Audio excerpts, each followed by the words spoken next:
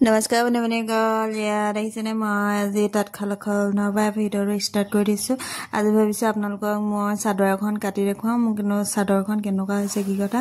মই এখন চাদৰ কাটিলো প্ৰথমখন চাদৰ এটো কাৰণেই কাটো যে মানে কি দীঘল হৈছে নে ছুটি হৈছে চাবৰ কাৰণে কাটিলো এয়া মই চাদৰ লগাইছিলো 12খন তাৰপিছত কেনেকৈ কি হল নাজানো 13খন হৈ থাকিলে এটা 13খন যেতিয়াও তো ববই লাগিব ন এয়া মই পুৰা সম্পূৰ্ণ মানে কি পকোৱা হটা বৈছো মানে দিগটো পকোৱা আছে বানিটো মই পকোৱা বৈছো প্ৰথমখনত মই ৰঙা পকোৱাই বৈ দিছো মানে কি মই ঘৰত যেটো বগা চাদৰবোৰ বহুত লেতেৰা সেকাটাকা লাগি লেতেৰা হৈ যায় এটো কাৰণে মই ৰঙিলে বৈ লৈছো নিজৰ বাবে তাৰ কেইখন মানে বগা বম তাৰ পিছত